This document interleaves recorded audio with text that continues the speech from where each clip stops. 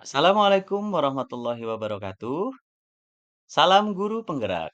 Perkenalkan, nama saya Andi Ariandi SPD, calon guru penggerak Angkatan 11 Kabupaten Pesawaran. Kali ini saya akan berbagi tentang diagram trapesium usia dan refleksi pada modul 1.2.A.3, mulai dari diri. Pada diagram trapesium usia, menggambarkan tentang hal-hal atau peristiwa yang pernah dan akan saya alami selama hidup saya, yakni terdiri dari saat masa usia sekolah dan kuliah, masa bekerja sampai dengan pensiun, dan masa pensiun. Pada diagram ini menggambarkan saat masa sekolah dan kuliah, saya mengalami beberapa peristiwa seperti pengalaman positif dan pengalaman negatif.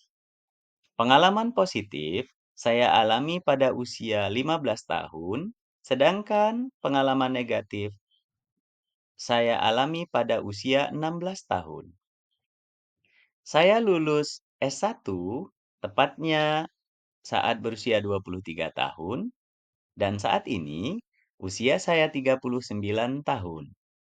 Saya telah bekerja dan akan pensiun pada usia 60 tahun. Berdasarkan diagram trapesium usia yang telah saya tampilkan, artinya selisih usia pengalaman positif saya yakni 8 tahun dan selisih usia pengalaman negatif saya yakni 7 tahun. Peristiwa positif. Pengalaman positif yang saya alami terjadi saat saya berusia 13 sampai 15 tahun. Saat itu saya sedang bersekolah di jenjang SLTP. Saya selalu mendapat prestasi dan menjadi juara kelas. Masa-masa itu adalah masa emas bagi saya karena dapat belajar dengan mudah dan mendapat apresiasi daripada guru serta orang tua. Sedangkan peristiwa negatif yang pernah saya alami, pengalaman negatif yang saya alami, yaitu ketika saya baru bersekolah di kota Bandar Lampung.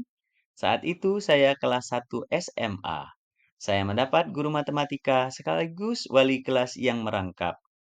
Beliau juga mengajar di sebuah bimbingan belajar dan aktif menawarkan kepada siswa di kelas saya.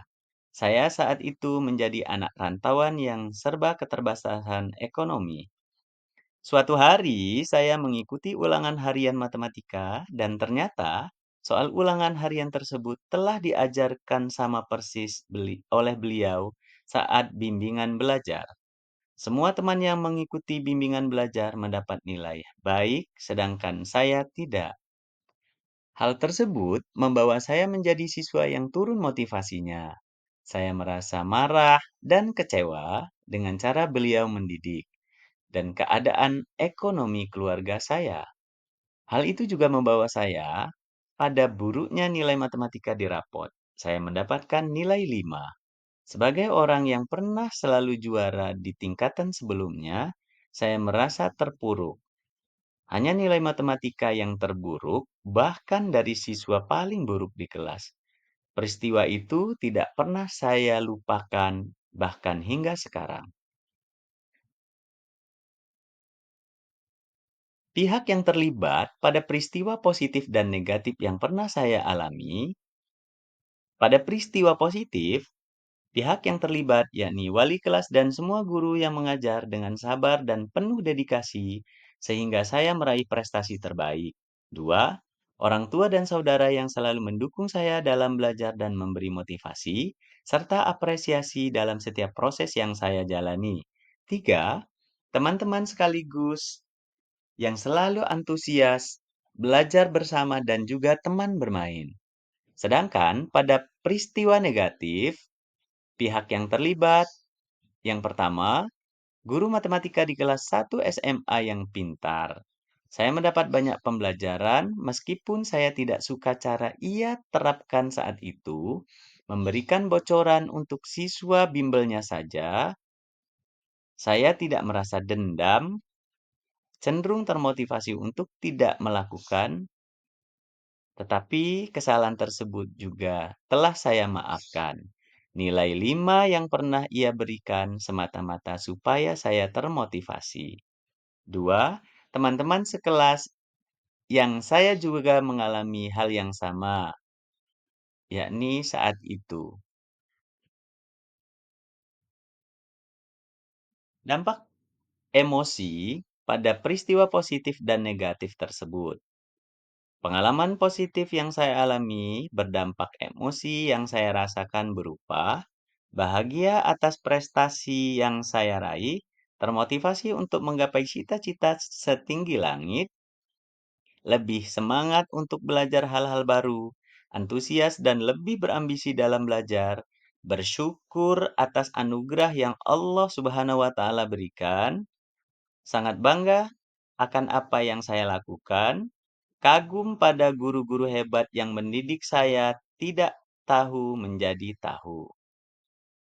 Saya sudah memiliki cita-cita setinggi langit, percaya diri dalam menjalani kehidupan. Sedangkan dampak emosi pada peristiwa negatif yang pernah saya alami berupa sedih karena tidak semestinya diperlakukan berbeda dengan anak lainnya, kecewa karena merasa dizolimi, takut bertemu karakter guru yang sama, minder karena menurun prestasi setelah SLTP, marah karena mendapat nilai merah, sebelumnya belum pernah, benci karena merasa tindakan guru tersebut bukan contoh yang baik, merasa rendah diri karena ekonomi lemah, dan khawatir karena nilai rendah tetapi punya cita-cita masuk ke perguruan tinggi negeri. Momen yang terjadi di masa sekolah masih dapat saya ingat, rasakan, dan masih dapat mempengaruhi diri saya di masa sekarang. Karena peristiwa tersebut sangat berkesan dan membekas di hati saya, bahkan peristiwa positif maupun negatif. Hal ini terjadi karena pada usia sekolah, otak saya sedang berkembang dan mampu merekam dengan baik segala peristiwa yang terjadi. Pengalaman positif menjadikan saya gigih berjuang, pantang menyerah sampai saat ini. Sedangkan pengalaman negatif memotivasi saya untuk tidak melakukan hal yang terhadap saya pernah diperlakukan. Selain itu juga menjadi selalu waspada pada situasi dan kondisi hingga sekarang.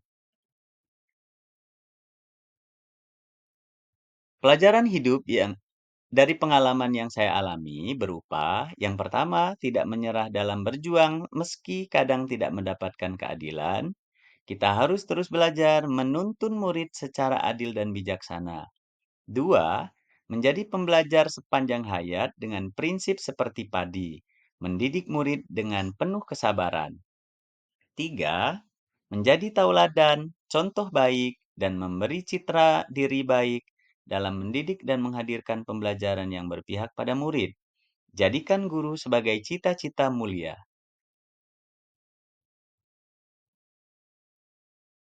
Nilai bagi guru. Guru memiliki peran sangat penting dalam menuntun murid belajar yang bermakna, sebab guru itu digugu dan ditiru.